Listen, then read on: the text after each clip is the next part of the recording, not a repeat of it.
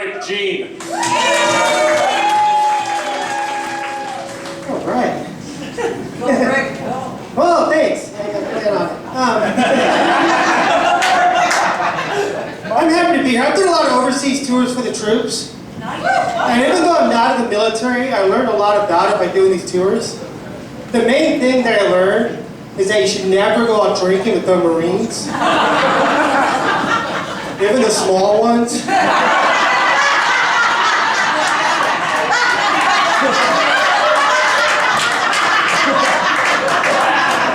Because those people are crazy. I went to drink with some Marines about 6 weeks ago.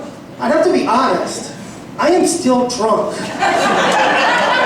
One guy handed me a shot, he said, "Here, drink this." I said, "What is it?" "It's jet fuel. It will make you see God." "Oh, I don't want to see God." Another show I did, a young Marine came up to me, and he was just staggering drunk.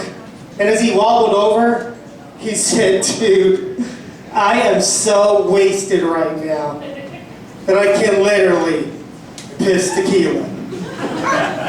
Yeah. I can't believe I fell for it.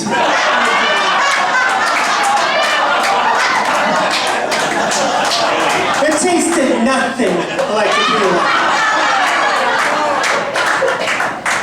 It kind of tasted like Coors Light.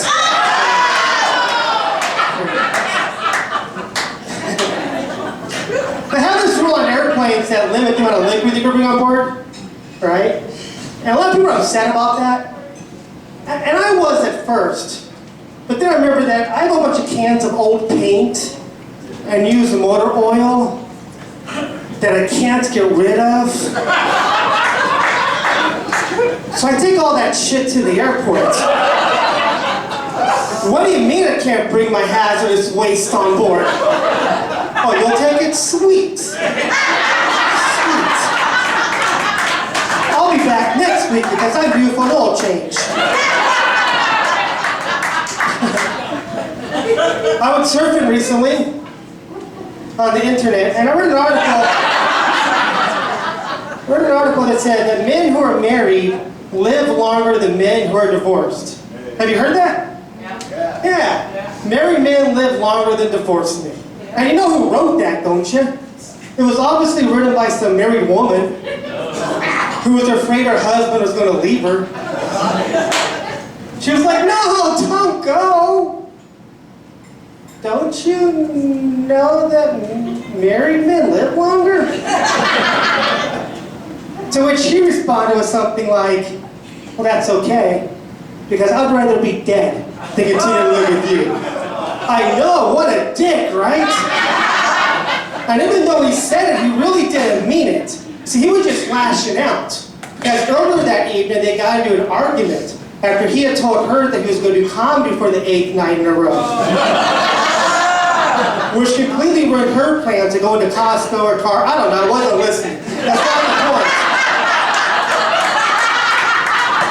The point is to bring up the fact that I am divorced.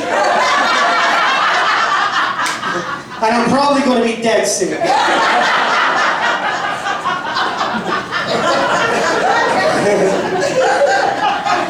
My wife used to always complain that I never listened to her. You know, we always have fights about how I don't listen. And then right after she would say that, she would come in when I'm watching TV or something and say, "Hey, did you hear about Janice and Phil?" And I had not heard about Janice and Phil. In fact, I don't even know who Janice and Phil are. All right? But I did know I better listen, because this is going to be on the test. So I said, "No, tell me about Janice and Phil." And then she goes on talking about Janice and Phil. And then after Janice and Phil, she starts talking about more of her friends. And then her co-workers. And then her parents. And the whole time I'm focused, right?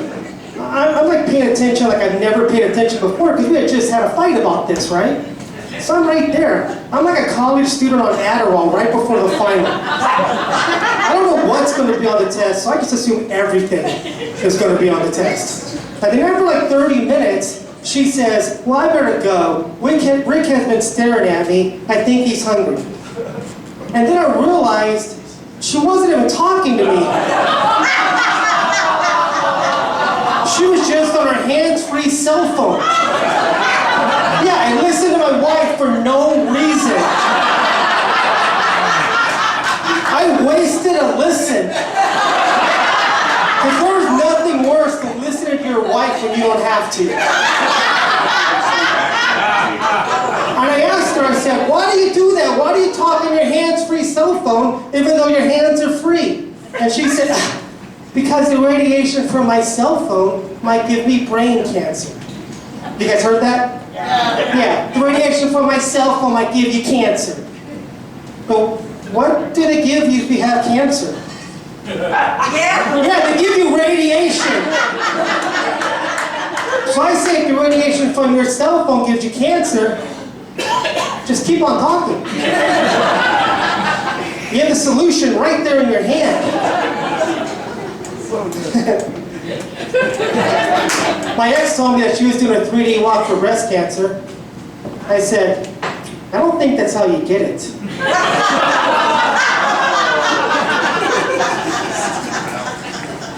She said, no, it's for breast cancer awareness.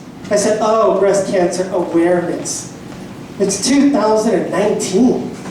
Is there anybody who's not aware of breast cancer? You shouldn't be doing a walk for breast cancer awareness. You should be doing a walk for breast cancer solutions. Have you tried using cell phones? Anyways, thank you, Major Gene, thanks.